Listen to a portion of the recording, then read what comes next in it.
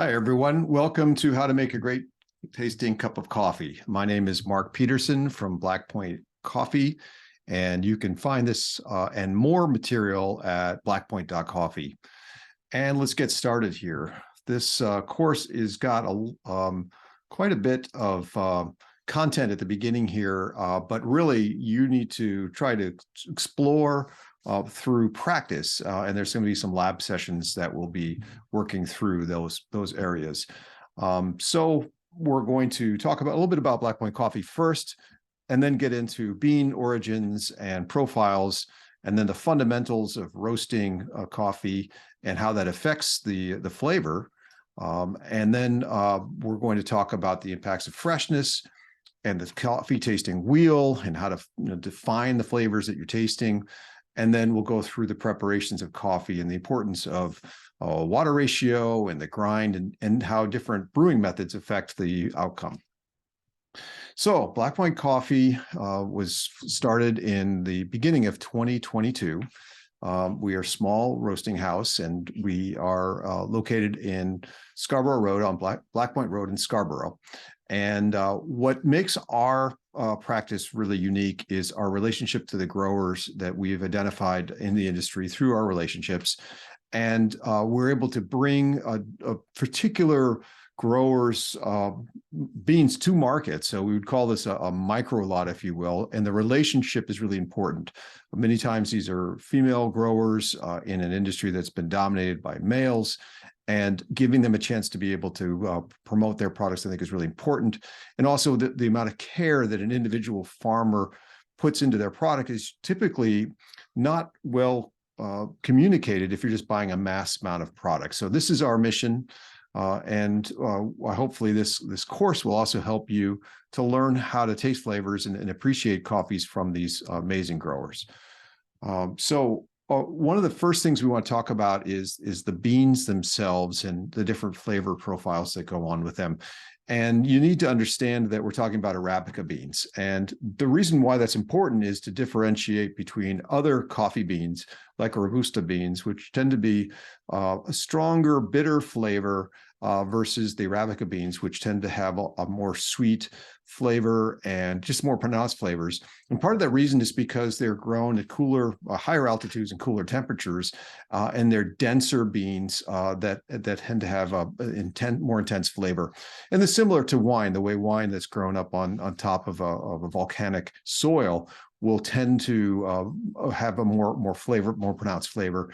Some of that is just the hardship of growing in those kinds of climates. And so that concept around elevation is important. The higher the elevation is typically measured, but it's really not the elevation as much as it is the coolness of the beans at growing and slowing down the process.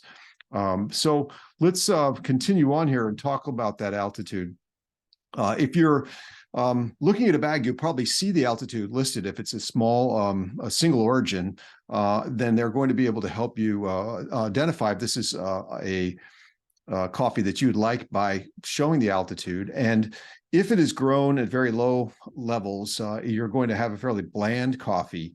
And if it's grown in these medium heights, you're going to get more subtle sweet notes.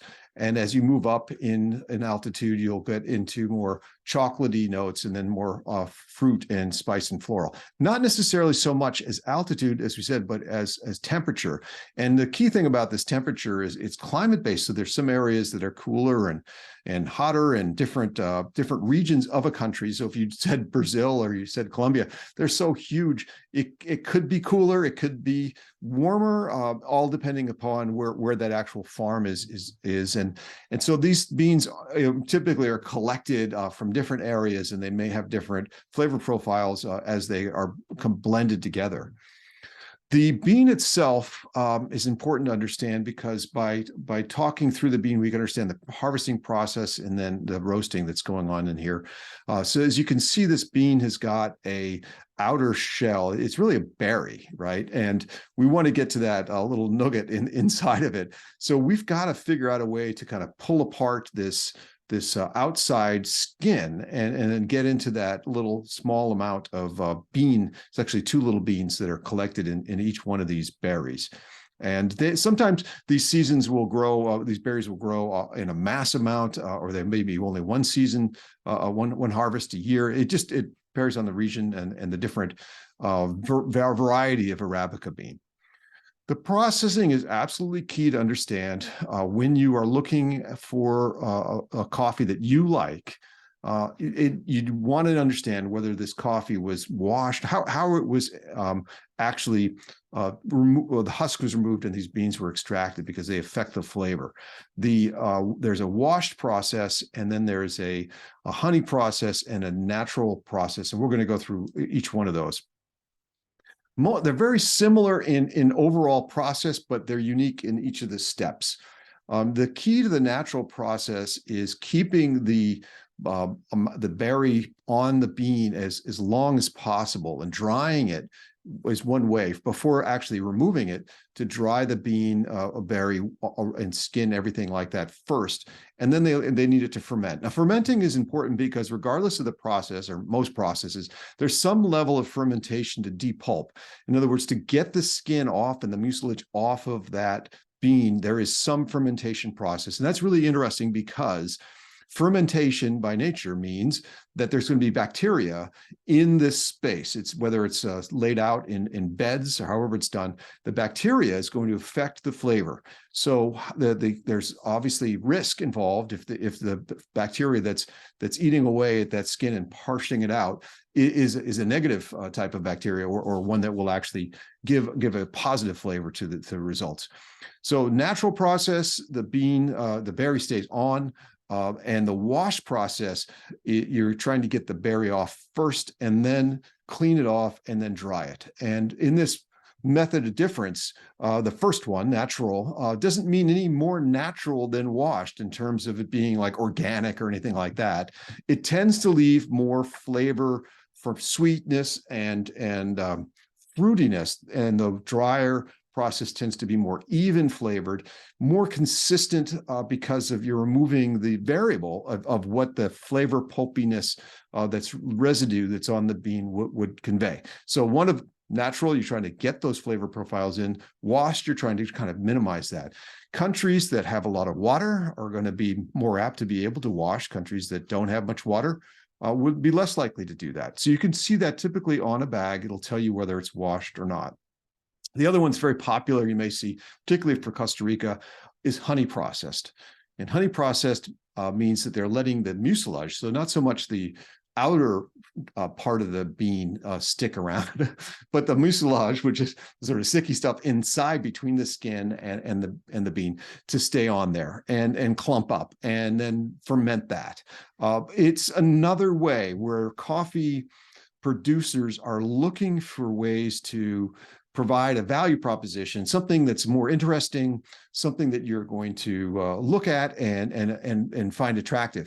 Honey doesn't mean anything. There's no honey in it, and it doesn't look like honey, but there's actually different kinds of honey flavor. They talk about red and black and yellow honey process, or general honey process, but all of them will typically provide some amount of fruitiness to the process. And that's most of the Costa Rican beans are washed beans. So they're going to be washed or honey processed when you go to that country. So they're very, very bland, or not bland, but consistent, even flavor, quieter flavors with the regular wash process. And then the honey adds a little bit more pronounced fruitiness, and is fairly unique to the Costa Rican area. The other one that's also very interesting, and you're going to see this in the higher cost beans and a lot of promotion through anaerobic. Now, we said before, fermentation's happening in a lot of these different processes of depulping and getting the preparation for these beans to ship up out to importers. But the fermentation that we use in anaerobic is extended fermentation. And anaerobic means basically no oxygen. So it's a sealed container, and you're using different bacteria and different stuff to break down that skin and pulp off of the bean. And by extending that time, it's sort of like wine. You can bring out more flavor. Sometimes they actually take the mucilage and put it back in there and let the whole thing stew. But some people are actually adding fruit. There's one grower that Yuki Minamori who's using pineapple. So there's lots of different flavors that can come out, and the time frame may be different. What's really important to understand is that when you start to do things like anaerobic, it is much more difficult to define where those beans came from. Many of us that are looking at coffee are trying to taste a coffee from Sumatra or a coffee from Brazil or Colombia, and then try to reach and get a better sense of, where in altitude it's from, how it was processed. And when you start to do the anaerobics, it kind of levels the playing field, and it's more about the process itself rather than the earth and the beans. But there's obviously all combined, that if you have a good bean and you do the anaerobic, that's probably going to be different than you may have a less quality bean and do an anaerobic, but you may try to make more of an interest in that, so you could make more of a market. It is all about marketing. It's all about selling in competition. So single origins, these are beans that are from a particular region, and they have a unique taste that is unique to that region, and you're looking at a very precise process of harvesting, and the moisture and soil level are going to be critical for these products. And if you had it last year, that same single origins, not necessarily going to be the same next year, next harvest. Each time it's going to be a little bit different. So that uniqueness, which may be interesting for you, may also be a problem if you're looking at consistency. So many buyers that are selling coffee want to have the same results year to year, so that as you drink a cup of coffee as a customer, you know what to expect. In order to get that way, you need to typically blend the coffees.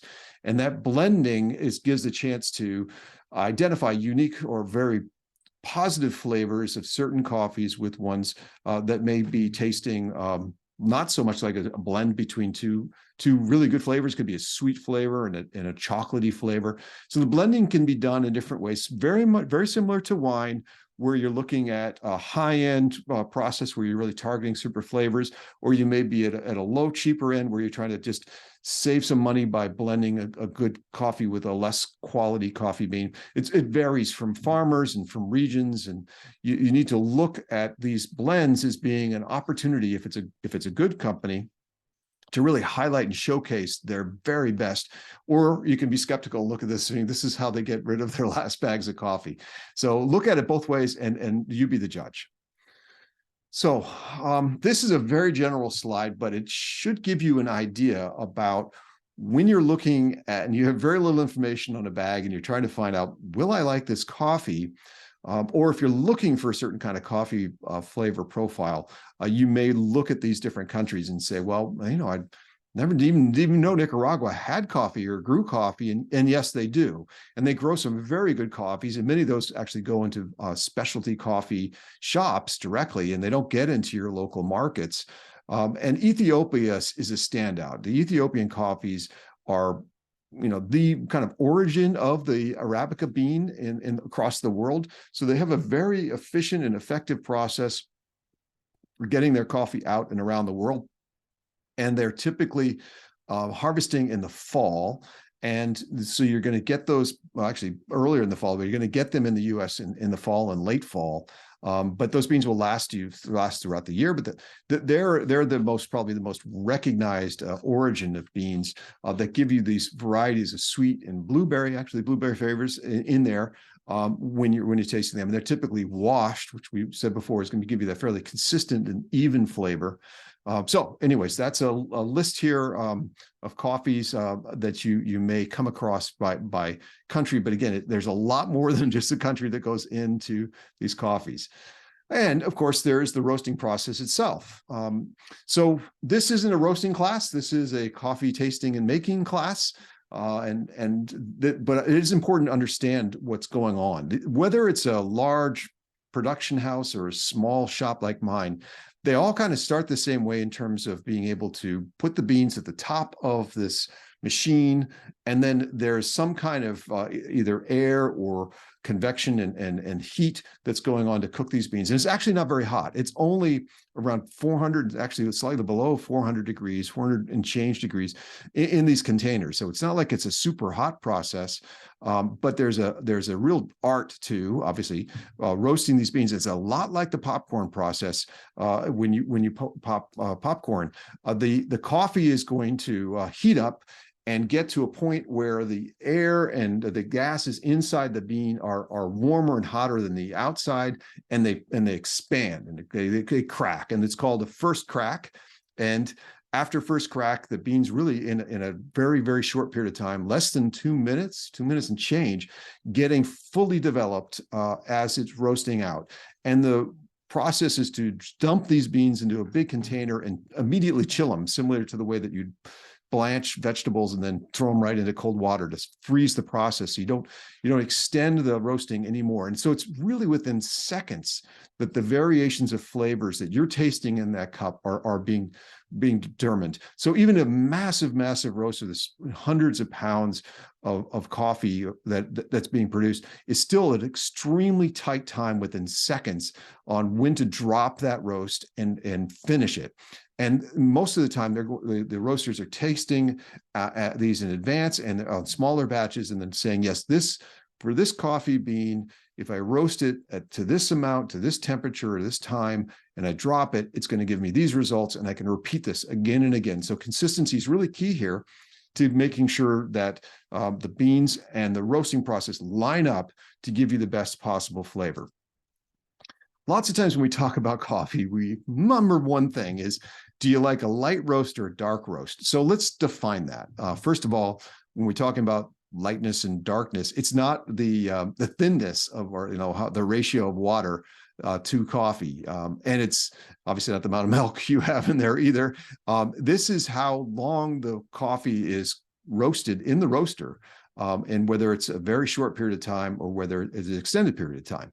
And so we get really confused by that process. And many people who say they like the darker roasts are actually doing that because they may be adding milk to their coffee, which is fine. I mean, everyone has their own preferences, or adding any flavors you want to the coffee. But if you're going to do that, then you're looking probably at a more pronounced chocolatey or cooked flavors, because the smaller, lighter, or higher note flavors aren't going to be there. Meanwhile, there are these people like me and others who really like to taste the flavor of the coffee itself and try to figure out, wow, I'm in Sumatra, I'm in Kenya having this cup of coffee, and you really want the flavors to take the pronounced flavors of the coffee bean to come forward. And that means that you're more sensitive, or you want to be more sensitive to the light or the higher, the fruitiness and the floral notes. And in fact, when you get these bags, they always have these wonderful, absolutely wonderful descriptions about cherries and berries and things, and lemons and nougat, and you're going, wow, I'd like to be able to taste that. So you're in order to be able to do that, let's talk about, really, rather than light, medium, dark, and dark, what does that really mean? I prefer to talk about this in 3 different ways. One is this very light, which is, there's another term for it called Nordic, but it's basically trying to get this sort of very light, least amount of roasted possible. And you're really trying to get not even body, you're just trying to get a juiciness and a very light flavor, the ultimate of the bean, and nothing but the bean flavor. There are tendencies on these roasts, if they're not done well, or if you're not used to the flavor, you may taste a lot more grassiness or vegetableness to it. And that we would call that underdeveloped. The coffee hasn't quite reached its perfect peakness. But there are coffees that are very good in the Nordic style. One of them is like Burundi coffees, which will have these super, like, really nice chocolatey, white chocolate notes in super light roasts. So you don't have to roast it deep in order to get the chocolate flavors with certain kinds of beans and roasted at certain profiles. Now, I also like the maximum juiciness. In fact, I think there's a great relationship between the natural coffees and bringing out that juiciness in the natural coffees. Some people it's too much. The juiciness is more pronounced than they prefer. So a washed coffee that's done at this sort of juiciness level can give you an even cup, but you can get a lot of sweetness and flavor. And then I think this also has to do with that word acid or acidic. I prefer juiciness because when we talk about juiciness, it's the sour, the sweet flavors are really the berries and the raspberries and strawberries, and those are technically tart and acidic. So I use the term juicy because that's really what I'm trying to look for in my mouth. And the more I describe those flavors to my head, the more I'm going to taste them on my tongue. Now, fully developed is the sort of darker roast end of things. This is where we've kind of gone beyond the sweetness and juiciness. We went through the most out of that sweetness and juiciness, but at the very end, you may get a tendency to kind of get a little bit more of the roasted flavor, a little bit the flavor that's a little bit too. Well, I wouldn't say too. I'd say a little bit burnt flavor, or a little bit more of the charcoaliness or the tart bitter on the back of your mouth. And I tell you, in Maine, when it's bitter cold out here and you're working, a good dark coffee is what a lot of people like. And so there is a tendency to think, I want that cooked burnt flavor.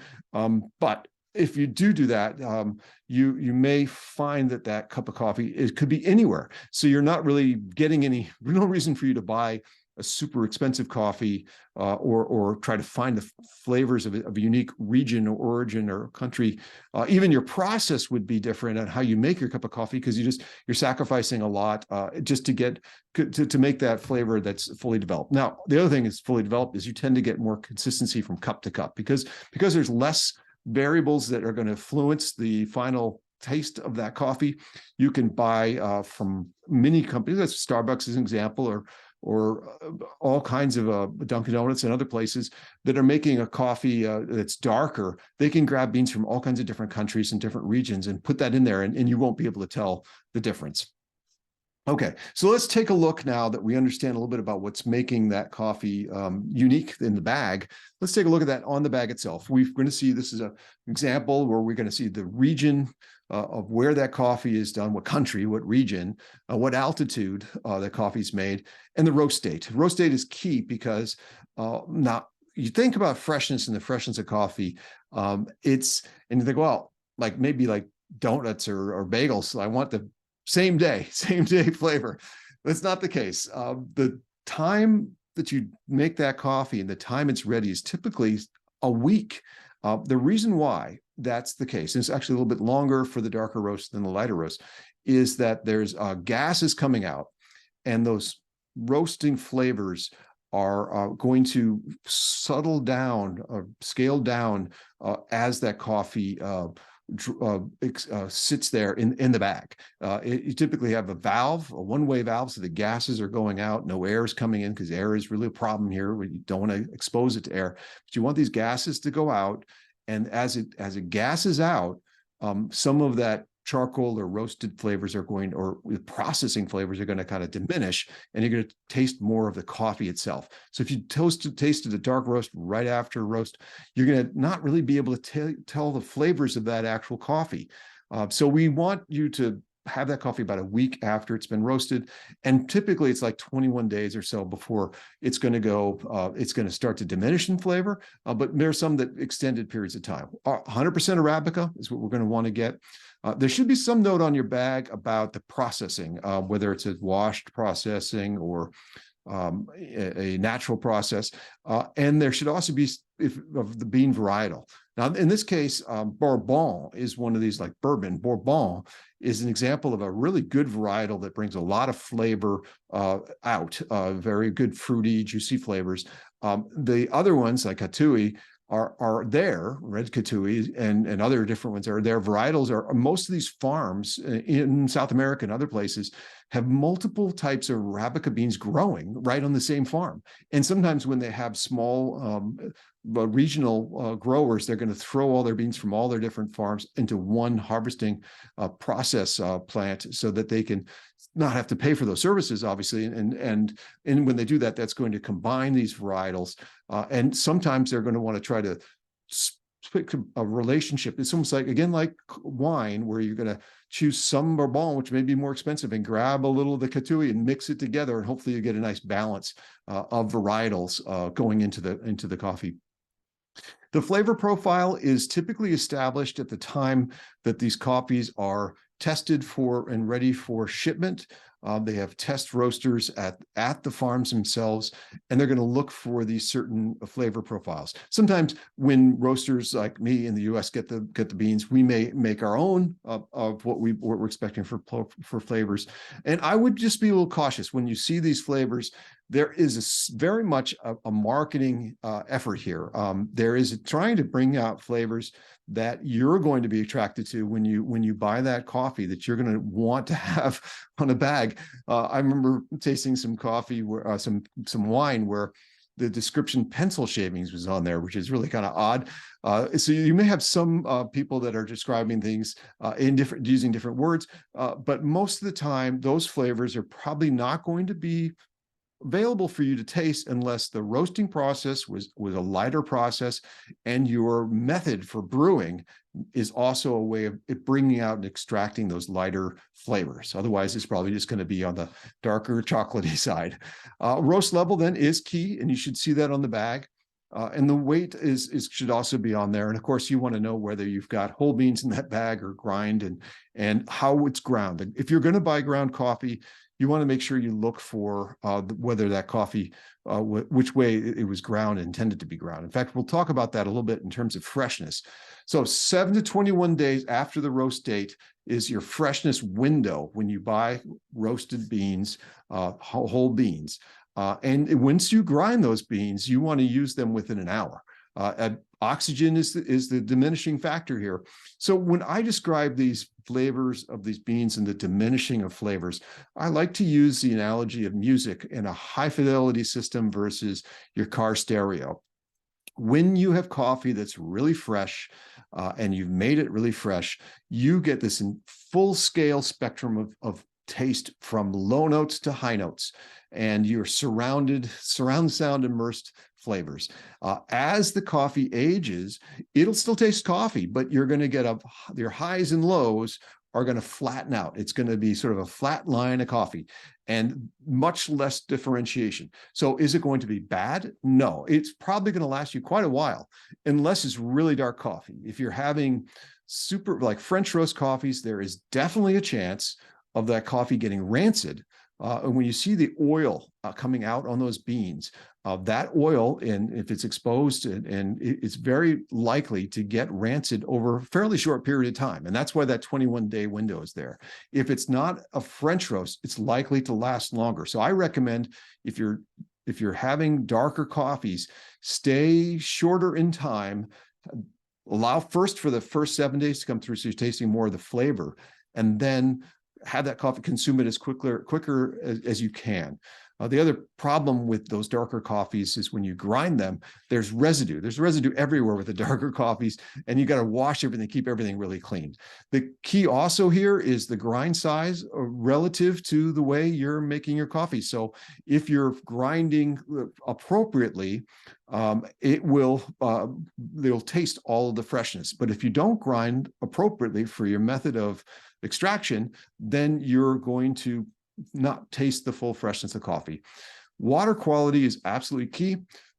Not just water quality, the hardness of the water, what type of water you're using will affect the flavor. And we'll talk about that in a minute. Keeping your machine clean. And let's talk about storage, because a lot of people wonder about how they should store coffee, and people put it in their freezer and say, is that okay?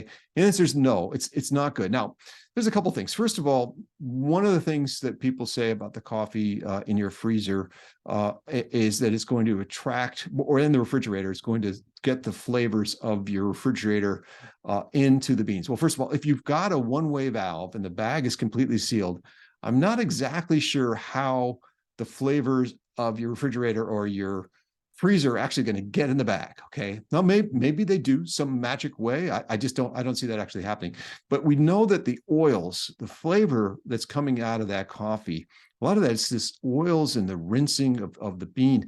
And if you leave this in a space like a freezing area or a very cold area like freezer, you're going to make more work for those oils. It's very fragile. So also cooling and heating up, I don't think that's a good idea either. So the preference is an airtight container, no air, You want it cool and dark, because light and moisture and heat are the enemies. Use those one-way valves. Now, containers that have the lids that have valves in them are great. The quality of these valves on these bags has gotten a lot better over the last couple of years. So you can there's not going to be much difference between that valve on that bag and that container with a one-way valve built into it. Those bags are excellent for storage, provided they stay dark, with no windows. You don't want any window on your coffee bag. It's almost like the way with beer, they used to do them in clear containers versus brown bottles to keep the light out. So let's talk flavor for a minute. Okay, so this is the flavor wheel, and it's a little intimidating when you see this, like, oh, what is this wheel thing here? All right, so when you're trying to make your mouth taste a flavor, you need to start in the sort of central direction of concept, and then move in from larger to more pronounced, like narrowed down flavors. So left-hand side are these taste flavors, and the right-hand side are the aromas. This is the latest of the wheel. The coffee flavor wheel from Specialty Coffee Association has changed recently over the years, and they wanted to show both aroma and taste on the same wheel. And so if we look at the left-hand side under the green, you see the word sour. So I'm going to taste the sour or the sweetness here, and I'm going to move into whether this is a tart or tangy. Tart or tangy, I mean, they're kind of close, tart and tangy, and whether it's a sweet flavor and whether it's a chocolate flavor, soft flavor. So you're going to use this wheel to kind of provide, identify the nuances of the flavors, and that's also the same thing with the aromas and trying to get the fragrances out. And this process sounds intimidating, but it is really mindfulness, because if you said to somebody, this tastes like blueberries, and I had this happen to me with Ethiopian coffee. I'm tasting a really unusual flavor on Ethiopian coffee, and I don't know what it is. And then someone said the word blueberry, and I said, oh my God, that is blueberry.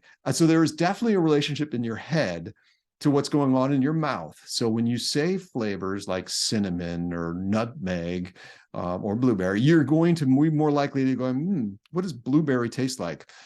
So this is how we kind of get flavors into our heads. And there's more than one. You can find, when you start to taste one flavor, you can find multiple flavors coming out in a particular coffee when you're having it. And what's really interesting to me is the flavor changes from as a cup cools down. So you may find certain flavors that are not coming out. When you first taste a cup of coffee, it's hot, and there isn't a whole lot there but bitterness. But as it cools, more flavors will come out. And even to the point where it's cold, there will be certain flavors. In a really good cup of coffee, you'll still taste some great flavor even when it's cold.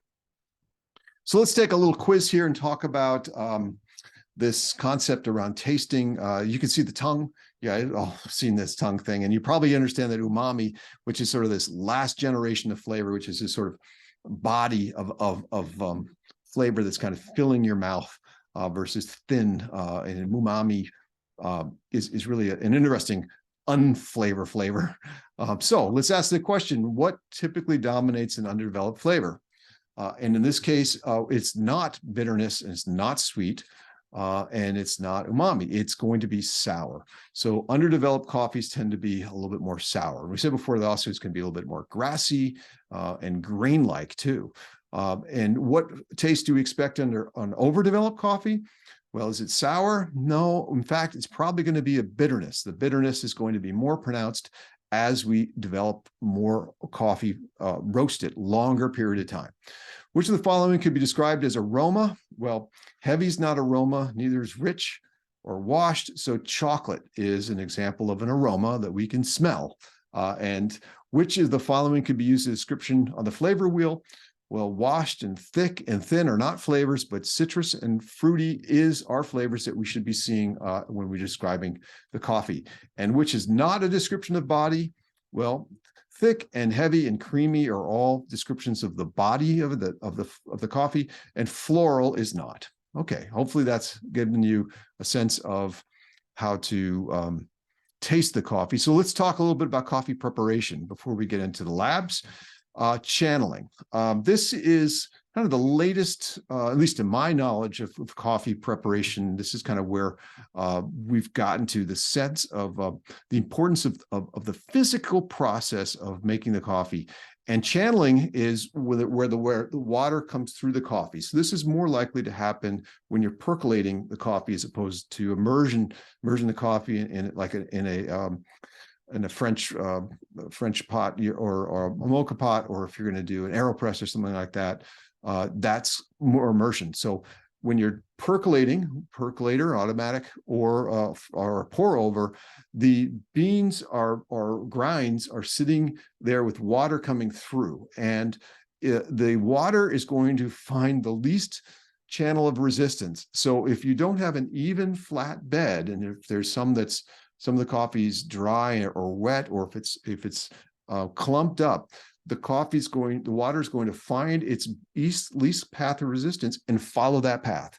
So what we want to do is work through a process to make sure we avoid channeling at all costs. And this is something that's not only for pour overs, but espresso. This is really coming from the espresso world, where you get this puck of coffee and a lot of compression as you pressure as you make the espresso.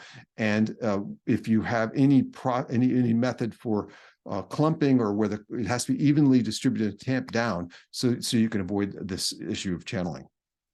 Okay, next thing is the grind. Grinding is really important. In fact, of the products that you probably want to consider buying as you develop and more interest in tasting coffee, I found that a grinder is really key to have, and that's because you don't want to have ground beans, you want to have whole beans to start with. So for me, this was an important one. And then there's different scales of pricing points of where you find your comfort level with a purchase of a grinder.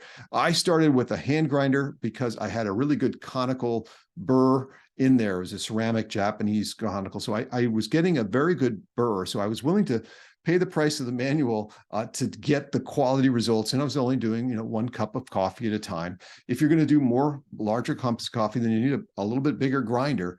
The two methods that you're going to see when you go shopping for grinders is conical burr and flat burr.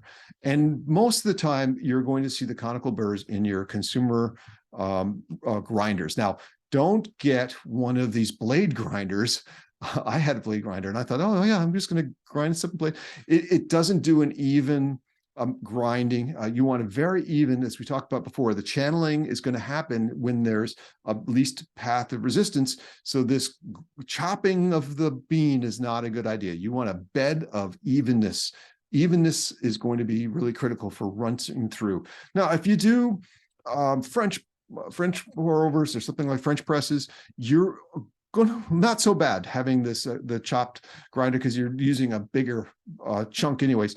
But for most people, a solid grinder is going to cost you $100, maybe $150. I would go there. I wouldn't cheap out on the grinder. Grinder's going to last you a long time. You got to keep it clean. Particularly if you are using a darker roast, the residue in here is going to carry cup to cup. It will hold. You have to be able to get in there and brush this thing out and clean this thing out. And you don't want an espresso grinder for regular coffee. You don't need to do that. It's more precise and more than you need. The flat burr grinders are going to be more industrial, and they're going to be heavier, and they're going to be noisier, and not as efficient, but they are going to be more reliable over time. And that's just because they have a bigger engine in there. It's usually a little bit more commercial grade, and so you may want the flat. Some people say that the conical is going to get you more floral flavors versus flat.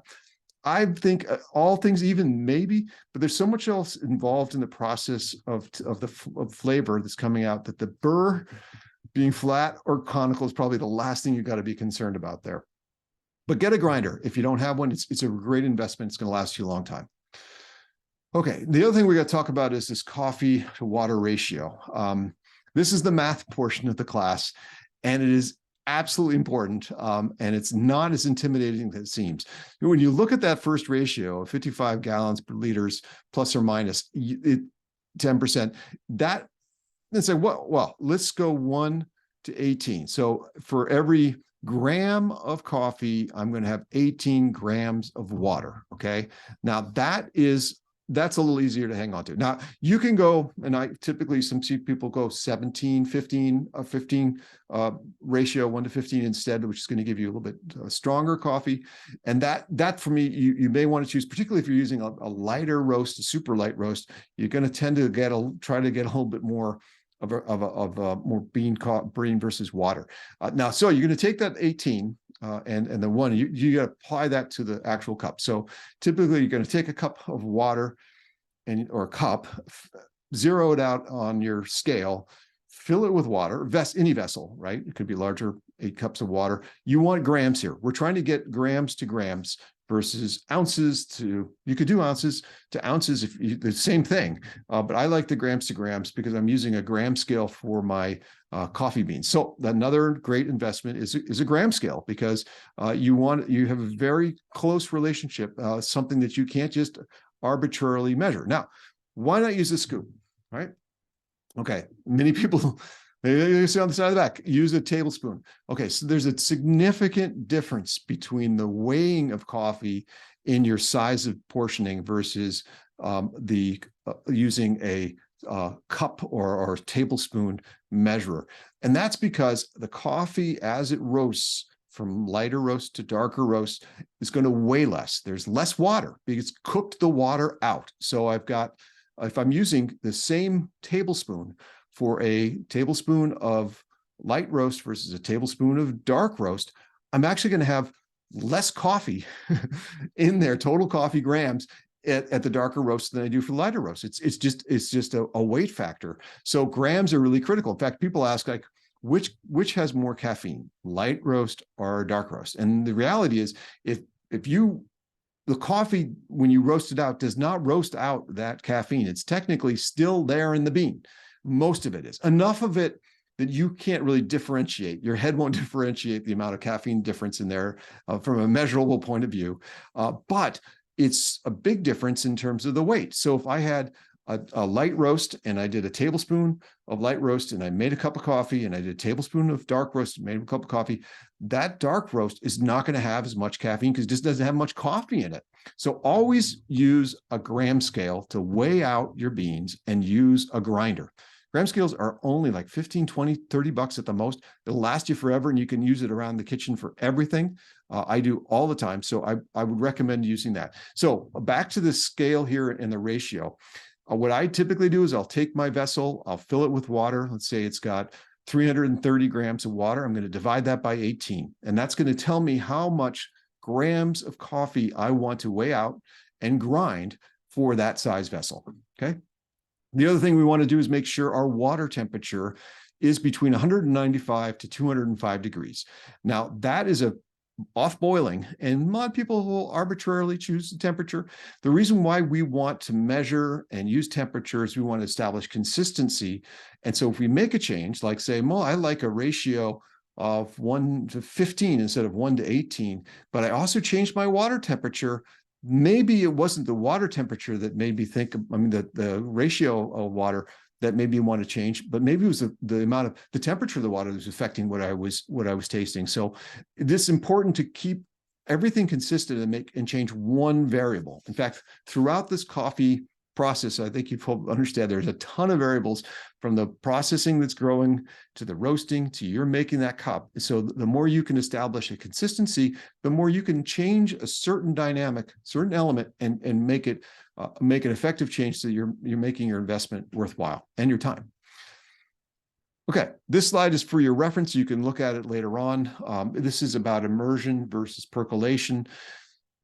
Key thing is you need to understand is that when you're using something like a French press, you're immersing the coffee in that container. When you're using percolation, that's a pour over or a instant coffee maker machine where it's water's going through the bed. Now, percolation is going to be more efficient. You're going to get, in the science of it, you're going to get more out of the end result of the water that you end up in that cup of yours that you're drinking when you percolate. And when you immerse, there's a tendency for that coffee to develop more flavors and more stuff in there. When we talk about a process, we'll see how to avoid that. But it's not, there's more sludge in there, and that sludge is actually a lot of the flavors that we want to taste in our cup are staying in that sludge and not getting to your cup because you're pouring off on that. And then the other thing that's really key here is water. And water is a critical factor, particularly the hardness of the water. And in Portland, Maine, for example, we've got 10 grams parts per million of water for hardness in our water. That's soft. I mean, we really want to get this, and you can see at the kind of the bottom square there, we really want to get to 50 to 150 is kind of the sweet spot for the hardness of the water we're looking for. Even Poland Spring water, which is at 40, is still under the bar of where we want to have hardness of water. Now, can you taste this? Well, you're going to taste, when you taste water from your tap, first of all, you're going to taste chlorine. The amount of chlorine that you can taste is tiniest perception. Our mouths are really good at tasting chlorine. And that chlorine flavor is going to diminish if you keep that water it's in a container over a period of time. It's going to diminish out. And one of the best ways of dealing with this is with a Brita filter. The Brita filter, and using that typically for your water that you're drinking, is going to be a really good way to start by making a better cup of coffee by using that Brita water. Now, obviously, you're making a lot of coffee. That's going to cost you some money to do that, because you're just going to go through Brita filters to fill your coffee cup. But if you're doing single cups of coffee and you spend some money on a good cup of coffee, that's a great first step, is to use that water as opposed to the tap water. Or if you're using tap water, I would do that as a first step. Now, at the other end of that, because again, if you try to go Poland Spring, it's going to be kind of expensive to do. And there are actually a couple springs in Maine, but that may have a harder water. The first thing is, you may not actually taste the difference of what's happening. It's more, and I propose, now I'm not sure about this, but this is my theory, that the hardness of the water is more of a chemical reaction with the coffee that's happening at temperature. So if I'm tasting cold water with harder, it doesn't make a difference. It's what does that water taste like, and what's it doing with the coffee at 202 degrees? That's the real key. And I believe it's this chemical reaction that's going on and how it's breaking down or passing through and working within the chemicals of the coffee. That's critical. So what's happened in this market is you're getting these mineral supplements. People are selling for a fairly small amount of money a little bag of mineral supplements, and you can buy distilled water at like $1.25, maybe $2 for a gallon of distilled water. And you add one packet, which may be about $2, and you get just the right ratio of nutrients, like a fish tank, nutrients and hardness. And that's going to be targeted towards whether you like a dark coffee or a light coffee. They'll actually really purposely identify the nutrients. Some of these super high-end coffee shops that are selling coffees that's like $50 a bag, crazy, but they'll also include these little nutrient kits so that you're tasting exactly the water intended for that particular cup of coffee. And in fact, you can try that. You can do a lab here. You can do the results. I just tested this with my students last week, where you can blind taste this, and you certainly will taste the water that's a tap water versus a Poland Spring, or you may or may not be able to taste. You should be able to taste the Brita filter versus tap water too. But at that point, Poland Spring versus a mineral supplement, very, very difficult to taste the difference between those. Your tongue is not going to be able to do that. But this is an interesting exercise, because it starts saying baseline, before I even taste coffee, let me taste water and see if I can understand what's going on there. All right, so this is the last slide before we get started into the labs. And this is not a great slide, but because the concept of grind and the right grind, it's a little bit off here. Certainly, traditionally, you do a coarse grind with your French presses and your AeroPresses, but actually, more recently, in modern times, we're going to go medium to coarse versus coarse for those French presses, and we're actually not going to plunge that all the way down. We're going to use it at that little metal filter as a filter, as opposed to being a full push down. So the concept of press is not quite correct there. And the medium coarse for the pour overs, it's medium to fine. The medium fine is much more likely than it is for the coarse, medium coarse. Maybe the mocha pot would probably fit in there for medium coarse. So medium, and that mocha pot says fine there. So maybe that is okay. I take their word for it. It's fine there.